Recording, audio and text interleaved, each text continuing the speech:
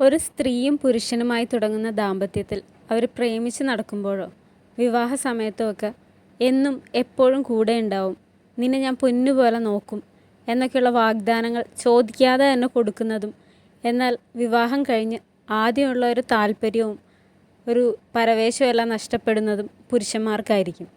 അപ്പോഴേക്കും ഒന്നോ രണ്ടോ കുട്ടികളൊക്കെ ആയിട്ട് സ്ത്രീകൾ അവരുടെ പാർട്ട്നേഴ്സിൻ്റെ സാമീപ്യവും സഹായവും കൂടുതൽ ആഗ്രഹിക്കുന്ന സമയമായിരിക്കും. പുരുഷന്മാർ ഓരോരോ ജോലി തിരക്കുകൾ പറഞ്ഞ് അവരിൽ നിന്ന് അകലാൻ തുടങ്ങും. വിവാഹത്തിന് മുമ്പ് സ്ത്രീയാണെങ്കിലും പുരുഷനാണെങ്കിലും ദാമ്പത്യം, ലൈംഗികത ഇവയെക്കുറിച്ചൊക്കെയുള്ള ഒരു ഫാൻറ്റസി ചിന്തകളിലായിരിക്കും. ഒരു സിനിമയിൽ ലാലേട്ടൻ പറയുന്ന പോലെ, കണ്ടത് മനോഹരം, കാണാത്തത് അതിമനോഹരം. എന്നാൽ വിവാഹശേഷം തങ്ങളുടെ ലൈഫിൽ അതുവരെ എക്സ്പെക്റ്റ് ചെയ്ത പോലെ ആയിരിക്കില്ല നടക്കുന്നതെന്നായിരിക്കും പലർക്കും തോന്നുക. സെക്സ് ലൈഫ് പലർക്കും പല പോലെയാവും. അത് എല്ലാവർക്കും ഒരുപോലെ എൻജോയ് ചെയ്യാനുള്ള കഴിവുണ്ടാവില്ല. എക്സ്പെക്റ്റ് ചെയ്തിരുന്ന പോലെ ഒരു അനുഭവം ലഭിക്കാതെ വരുമ്പോൾ തങ്ങൾക്ക് കിട്ടിയ പങ്കാളി അത്ര പോരെന്ന് തോന്നാം. ഈ തോന്നൽ കൂടുതലും ആണുങ്ങൾക്കാവും. സ്ത്രീകൾ കൂടുതൽ പേരും ഒരാളോട് കൂടുതൽ അടുക്കും തോറും അയാളിൽ മാത്രം ഒതുങ്ങാൻ ശ്രമിക്കുന്നവരാണ്. ജൈവശാസ്ത്രപരമായി തന്നെ സ്ത്രീവർഗം അങ്ങനെയാണ്. പ്രസവിക്കുക, കുട്ടികളെ വളർത്തുക തുടങ്ങിയ ഭാരപ്പെട്ട ചുമതലകളൊക്കെ പ്രകൃതിദത്തമായി തന്നെ അവർക്കായതുകൊണ്ടാവാം ചിലപ്പോൾ. പുരുഷന്മാർ കുറേ പേർ അവരുടെ ജോലി തിരക്കുകൾ പറഞ്ഞും കൂട്ടുകാരോടൊപ്പം കൂടിയും മറ്റും അവരുടെ മടുപ്പും വിരസതയും മാറ്റാൻ നോക്കുന്നു. ചില പുരുഷന്മാർ എക്സ്ട്രാ മാരിറ്റൽ അഫയേഴ്സും ഉണ്ടാക്കിയെടുക്കും. കുടുംബവും കുട്ടികളും സ്ത്രീകളുടെ മാത്രം ബാധ്യതയായി വരുന്നു പലപ്പോഴും. തീർച്ചയായും അവർ ഭർത്താവിൻ്റെ സാമീപ്യവും സഹായവും ആഗ്രഹിക്കും. ആദ്യമൊക്കെ അവർ അതിനുവേണ്ടി ആവശ്യപ്പെടും, പരിഭവിക്കും. എന്നിട്ടും കാര്യമൊന്നുമില്ല എന്ന് മനസ്സിലാക്കി അവർ ആ ജീവിതം അംഗീകരിച്ച് മുന്നോട്ട് പോകും. ഈ സന്ദർഭങ്ങളിൽ മറ്റു ചില പുരുഷന്മാർ ഇവരോട് അടുക്കാൻ ശ്രമിക്കും. ജോലി സമയത്തും അയൽപക്കത്തുമൊക്കെയായി കണ്ടുമുട്ടുന്നവർ ആദ്യം ഒന്ന് പരിചയപ്പെട്ട് പിന്നെ സംസാരിച്ച് ഒരു പ്രണയത്തിലേക്കെത്തും. അതൊരു അഡിക്ഷനായി മാറും. അവർ അവരുടെ ജീവിതത്തിൽ പാർട്ട്ണർമാരുടെ അടുത്ത് നിന്ന് ആഗ്രഹിച്ചതാവും അവർക്കിവിടെ കിട്ടുന്നത്. മിക്കപ്പോഴും സെക്ഷൽ കോണ്ടാക്റ്റ് വരെ എത്തുന്നു. ഭാരത സ്ത്രീകൾ തൻ ഭാവശുദ്ധി, പാതിവൃത്യം എന്നൊക്കെ കേട്ടു വളർന്ന സ്ത്രീകളിൽ ഇത്തരം സന്ദർഭങ്ങൾ കുറ്റബോധം ഉണ്ടാക്കുന്നു. തൻ്റെ ഭർത്താവിനോടും മക്കളോടും തെറ്റ് ചെയ്തു എന്നൊക്കെയുള്ള ചിന്തകൾ അവരെ അലട്ടുന്നു. ഇത്തരം കുറ്റബോധമില്ലാത്ത കുറച്ചുപേരുണ്ട്. എന്നാലും ഒരുപാട് സ്ത്രീകൾ ഈ അവസ്ഥയിലൂടെ കടന്നു പോകുന്നു.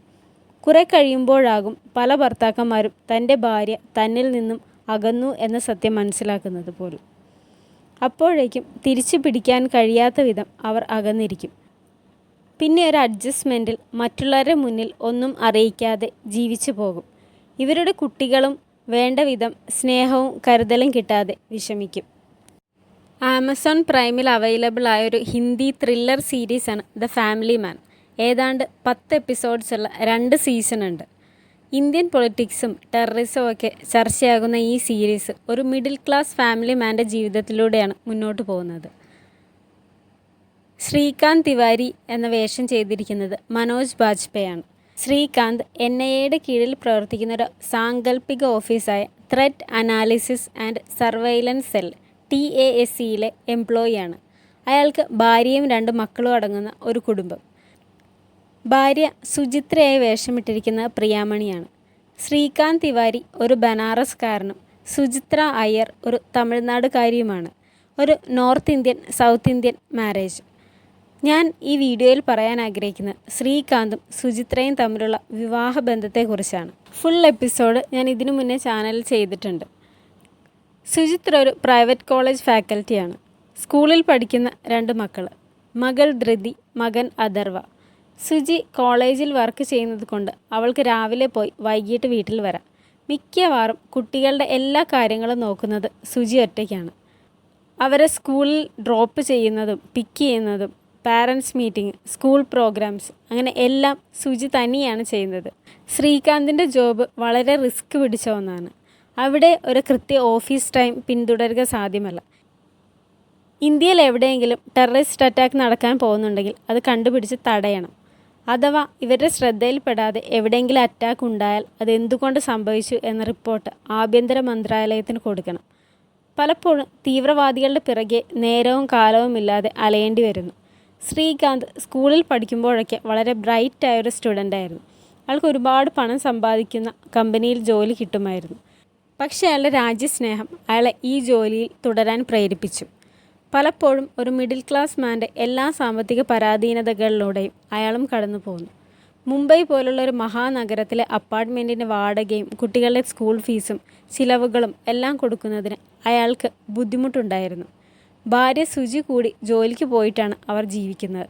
ഒരിക്കൽ ശ്രീകാന്തിൻ്റെ ഉറ്റ സുഹൃത്തായ JK തൽപോടെയുമായി ഒരു സ്വകാര്യ സംഭാഷണത്തിനിടയിൽ JK അയാളോട് പറയുന്നു, നമുക്ക് ഒരിക്കൽ തായ്ലൻഡിൽ പോയി അടിച്ചു പൊളിക്കാം, അവിടെ നല്ല സൂപ്പർ പെണ്ണുങ്ങളൊക്കെ ഉണ്ടാവും. ഇത് കേട്ട് ശ്രീകാന്ത് പറയുന്നു, ഞാൻ ഒരിക്കലും സുജിയെ വഞ്ചിക്കില്ല. അവൾ എൻ്റെ കുടുംബത്തിനായി എല്ലാം ചെയ്യുന്നു. വീട്ടിലെ കാര്യങ്ങൾ നോക്കുന്നു, കുട്ടികളുടെ കാര്യങ്ങൾ നോക്കുന്നു, ജോലിക്ക് പോകുന്നു. എനിക്ക് അവളെ വേണ്ട പോലെ ശ്രദ്ധിക്കാനാവുന്നില്ല. അവർക്ക് വേണ്ടി മുംബൈയിൽ സ്വന്തമായൊരു അപ്പാർട്ട്മെൻറ്റ് വാങ്ങണം. അതിനായി ലോൺ എടുക്കാൻ ട്രൈ ചെയ്യുകയാണ് ഞാൻ.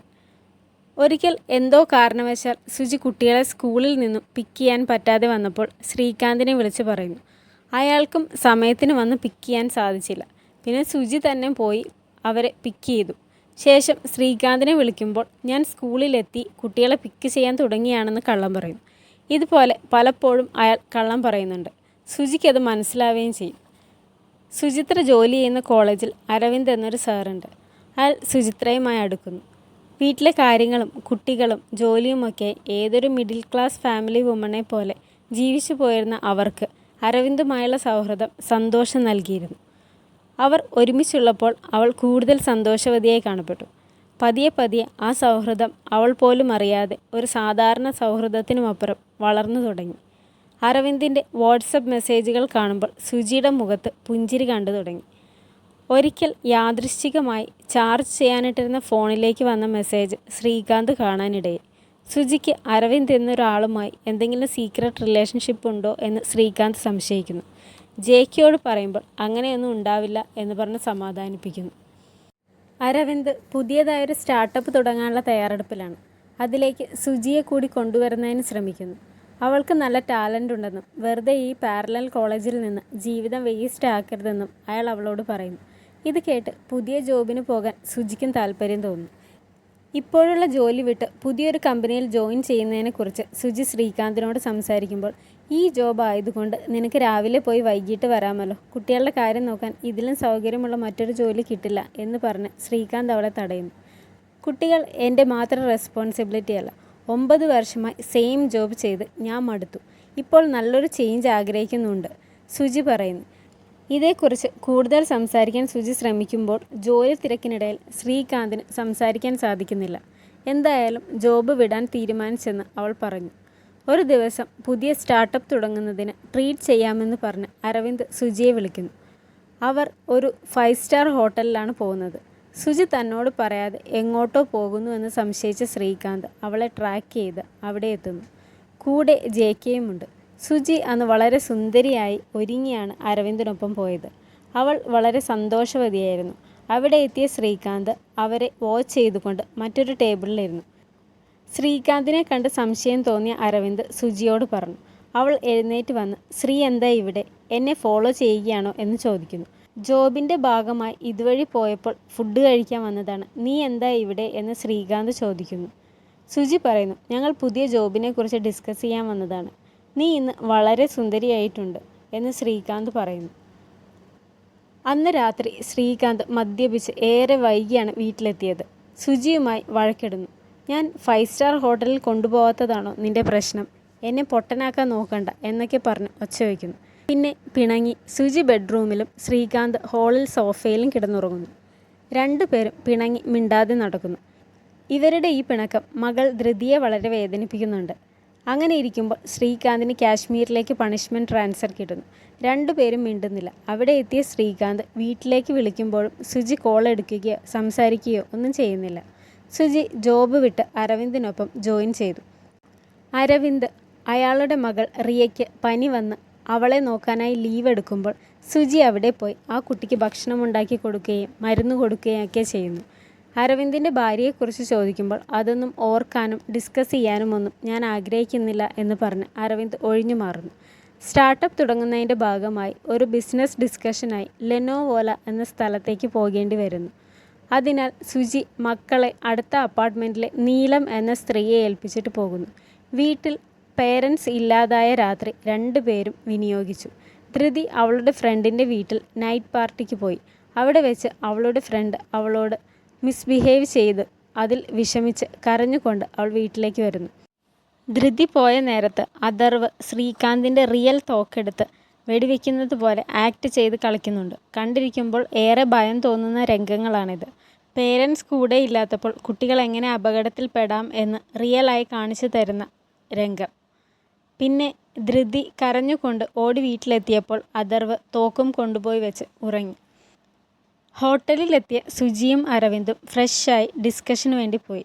സുജിയുടെ ഐഡിയാസ് ഇൻട്രസ്റ്റഡായ സ്പോൺസർ അവർക്ക് ഫണ്ട് കൊടുക്കാമെന്നേറ്റു. ഈ സന്തോഷത്തിൽ അവർ റെസ്റ്റോറൻറ്റിൽ പോയി ബിയർ കുടിച്ച് ആഘോഷിക്കുന്നു. ലേറ്റ് ആയതിനാൽ അന്ന് രാത്രി അവിടെ തങ്ങുന്നു. സുജിയും അരവിന്ദും രണ്ടിടത്തായി കിടക്കുന്നുണ്ടെങ്കിലും സുജി അവളുടെ റൂമിൻ്റെ ഡോർ ഓപ്പൺ ചെയ്യുന്നതായി കാണിച്ച് ആ സീൻ അവിടെ തീരുന്നു. അവർ തമ്മിൽ സെക്ഷൽ കോണ്ടാക്റ്റ് ഉണ്ടായിട്ടുണ്ടോ എന്നത് വ്യൂവേഴ്സിൻ്റെ ഭാവനയ്ക്ക് വിട്ടിരിക്കുന്നത് പോലെ. അവർ തമ്മിൽ സെക്ഷൽ കോണ്ടാക്റ്റ് ഉണ്ടായിട്ടുണ്ട് എന്ന് തന്നെയാണ് എനിക്ക് തോന്നിയത്.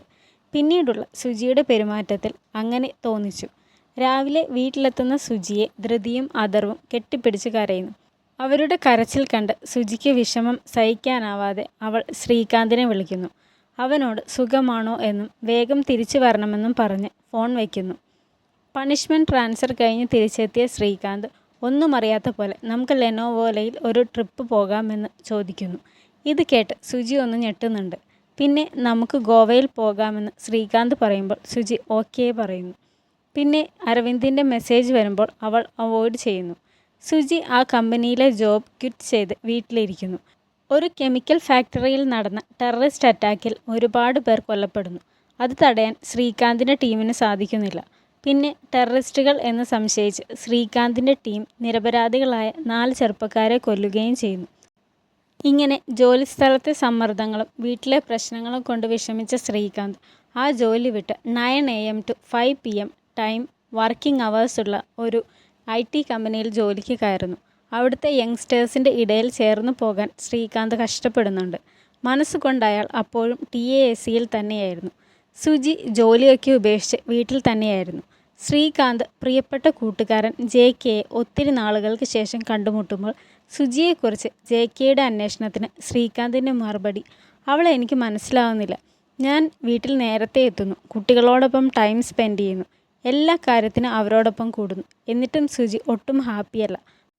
കാര്യം എന്താണെന്ന് ചോദിച്ചാൽ ഒന്നുമില്ല, ഐ ആം ഫൈൻ എന്ന് പറയും. മൂവിക്ക് പോകാമെന്ന് പറഞ്ഞാലും ഔട്ടിങ്ങിന് പോകാമെന്ന് പറഞ്ഞാലും അവൾക്കൊട്ടും താല്പര്യമില്ല. സുജിയോട് അടുക്കാൻ ശ്രമിക്കുമ്പോഴൊക്കെ അവൾ ഓരോന്ന് പറഞ്ഞ് ഒഴിയുന്നു. JK ശ്രീകാന്തിനെ TASCയിലേക്ക് തിരിച്ചു വിളിക്കുന്നു. ഒരു ദിവസം സുജി ശ്രീകാന്തിനോട് പറയുന്നു, ഞാൻ കുറച്ച് നാളായി ഒരു സൈക്കോളജിസ്റ്റിനെ കൺസൾട്ട് ചെയ്യുന്നുണ്ട്. ഒരു ദിവസം നമുക്കവിടെ ഒരുമിച്ച് പോകാം. ശ്രീകാന്തിന് ഒട്ടും താല്പര്യമില്ലാതിരുന്നിട്ടും അവളോടൊപ്പം പോകുന്നു. ഡോക്ടർ അവരോട് ഓരോരുത്തരും മറ്റേയാളുടെ 5 ഗുണങ്ങൾ പറയാൻ പറയുന്നു.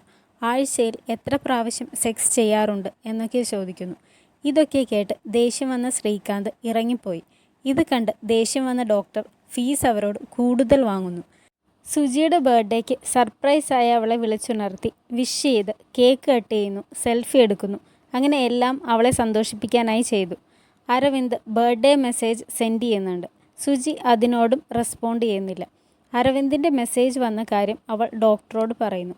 ഡോക്ടർ അവളോട് സുജി അരവിന്ദിൻ്റെ കോൾസ് മെസ്സേജസ് ഒക്കെ എക്സ്പെക്റ്റ് ചെയ്യാറുണ്ടോ എന്ന ചോദ്യത്തിന് പ്രത്യേകിച്ച് മറുപടിയൊന്നും പറയാതെ അവൾ ഒഴിഞ്ഞു മാറുന്നു. എന്നെയും കുട്ടികളെയും ഹാപ്പിയാക്കാനായി ശ്രീകാന്ത് ശ്രമിക്കുന്നുണ്ട്, പക്ഷേ എനിക്ക് സന്തോഷത്തോടെ അതിനോട് സഹകരിക്കാനാവുന്നില്ല എന്ന് സുജി പറയുന്നു. വീട്ടിൽ തന്നെ ഇരിക്കാതെ എന്തെങ്കിലും ജോലിക്ക് പോകാനാണ് ഡോക്ടർ അവളോട് പറയുന്നത്. സുജിയുടെ ബർത്ത്ഡേക്ക് ട്രീറ്റ് ചെയ്യാനായി ശ്രീകാന്ത് അവളെ ഒരു 5 സ്റ്റാർ ഹോട്ടലിൽ കൊണ്ടുപോകുന്നു. അവിടെ വെച്ച് സുജി വീണ്ടും ജോബിന് റീജോയിൻ ചെയ്യുന്ന കാര്യത്തെപ്പറ്റി പറയുന്നു. അരവിന്ദിൻ്റെ കമ്പനിയിലേക്കാണോ പോകേണ്ടതെന്ന് ശ്രീകാന്ത് ചോദിക്കുന്നു. ശ്രീകാന്ത് ആവശ്യമില്ലാതെ അരവിന്ദിൻ്റെ പേര് പറഞ്ഞ് എന്നെ അസ്വസ്ഥമാക്കാൻ ശ്രമിക്കുന്നു എന്നവൾ പറയുന്നു. നീ എന്തിനാണ് നിൻ്റെ ജോബ് ഉപേക്ഷിച്ചത്? ഞാൻ അങ്ങനെ നിന്നോട് ആവശ്യപ്പെട്ടിട്ടില്ലല്ലോ എന്നും ശ്രീകാന്ത് ചോദിക്കുന്നു. എനിക്ക് അന്ന് അങ്ങനെ തോന്നി, എന്നാൽ ഇപ്പോൾ എൻ്റെ മൈൻഡ് മാറി. എന്തേ എനിക്കങ്ങനെ തീരുമാനം മാറ്റാൻ പറ്റില്ലേ? ശ്രീകാന്ത് പറയുന്നു. കഴിഞ്ഞ 1 വർഷമായി ഞാൻ IT ജോബിന് ചേർന്നു. നേരത്തെ വീട്ടിലെത്തുന്നു, കുട്ടികളെ സ്കൂളിൽ ഡ്രോപ്പ് ചെയ്യുന്നു, പിക്ക് ചെയ്യുന്നു, എപ്പോഴും കുട്ടികളോടൊപ്പവും നിന്നോടൊപ്പവും എല്ലാത്തിനും കൂടുന്നു. എന്നിട്ടും നീ ഒട്ടും ഹാപ്പിയല്ല. ഇനി ഞാൻ എന്താണ് ചെയ്യേണ്ടത്? സുജി പറയുന്നു. ഈ പറഞ്ഞതൊക്കെ എന്നെ ഹാപ്പിയാക്കാൻ വേണ്ടിയല്ല ചെയ്യേണ്ടത്. ഇതൊക്കെ ഒരു ഹസ്ബൻഡിൻ്റെ കടമയാണ്. ഈ കഴിഞ്ഞ 1 വർഷത്തിന് മുമ്പ് വരെ ഇതൊക്കെ ഞാൻ ഒറ്റയ്ക്കാണ് ചെയ്തിരുന്നത്. എനിക്ക് യാതൊരു ഹെൽപ്പും കിട്ടിയില്ല. അഥർവിനെ പ്രസവിക്കാൻ സ്വയം ഡ്രൈവ് ചെയ്ത് ഹോസ്പിറ്റലിൽ പോയി അഡ്മിറ്റായി എന്ന് സുജി പറയുമ്പോൾ 9 വർഷം മുമ്പ് നടന്ന കാര്യം ഇപ്പോഴും പറഞ്ഞുകൊണ്ടിരിക്കുന്നത് എന്തിനാണ്? ഇതുപോലെ ആർഗ്യുമെൻ്റ് ഇല്ലാതെ നമ്മൾ സ്നേഹത്തോടെ സംസാരിച്ചിട്ട് തന്നെ എത്ര നാളായെന്ന് ശ്രീകാന്ത് ചോദിക്കുന്നു. സുജി പറയുന്നു. എൻ്റെ ഇപ്പോഴത്തെ മെൻ്റൽ സ്റ്റേറ്റ് എനിക്ക് തന്നെ നിയന്ത്രിക്കാൻ സാധിക്കുന്നില്ല. നമുക്ക് കുറച്ചുനാൾ അകന്നു നിൽക്കാം. നമുക്കിടയിൽ നല്ല സംസാരങ്ങളില്ല, റൊമാൻസ് ഇല്ല, സെക്സ് ഇല്ല. ശ്രീകാന്ത് പറയുന്നു. നമ്മുടെ സെക്സ് ലൈഫിനെ പറ്റി ഇവിടെ കിടന്ന് ഒച്ചയെടുത്ത് എല്ലാവരെയും കേൾപ്പിക്കേണ്ട. സുജി പറയുന്നു. ശ്രീകാന്ത് എന്നോട് എപ്പോഴും നുണ മാത്രമേ പറയാറുള്ളൂ. എൻ്റെ ഇത്രയും റിസ്ക്കുള്ള ജോലിയെപ്പറ്റി പറഞ്ഞ് നിങ്ങളെ കൂടി ടെൻഷൻ അടുപ്പിക്കേണ്ട എന്ന് വിചാരിച്ചാണ് പലതും മറച്ചു വെച്ചതെന്ന് ശ്രീകാന്ത് പറയുന്നു. ദേഷ്യം വന്ന് സുജി ഫുഡ് കഴിക്കാതെ ഇറങ്ങിപ്പോകുന്നു. വീട്ടിൽ വന്ന് സുജി ബെഡ്റൂമിലും ശ്രീകാന്ത് സോഫയിലും കിടന്നുറങ്ങുന്നു. പിറ്റേ ദിവസം രണ്ടുപേരും മുഖത്തോട് മുഖം നോക്കാതെ മിണ്ടാതെ ഇരിക്കുന്നു. ഇവരുടെ ഈ പെരുമാറ്റം ഏറ്റവും വേദനിപ്പിച്ചത് മകൾ ധൃതിയെയാണ്. വീട്ടിലും ഓഫീസിലും സമാധാനമില്ലാതെ മാനേജറിനോട് ദേഷ്യപ്പെട്ട് ശ്രീകാന്ത് IT ജോബ് റിസൈൻ ചെയ്യുന്നു. TASയിൽ റീജോയിൻ ചെയ്യുന്നു. എന്നിട്ട് ചെന്നൈയിലേക്ക് പോകുന്നു. ചെന്നൈയിലേക്ക് പോകുന്ന ശ്രീകാന്തിനെ സുജി മൈൻഡ് ചെയ്യുന്നു പോലുമില്ല. ഇത് കണ്ട് ധൃതി ഇനി മിണ്ടില്ലെന്ന് പറഞ്ഞ് ദേഷ്യപ്പെട്ട് റൂമിൽ കയറി ഡോറടയ്ക്കുന്നു. ശ്രീകാന്തിനോട് പ്രത്യേകിച്ചൊന്നും പറയാതെ സുജി അരവിന്ദിൻ്റെ കമ്പനിയിൽ വീണ്ടും ജോയിൻ ചെയ്യുന്നു. അവിടെ അരവിന്ദുമായി അടുക്കാതിരിക്കാൻ സുജി ബോധപൂർവം ശ്രമിക്കുന്നുണ്ട്.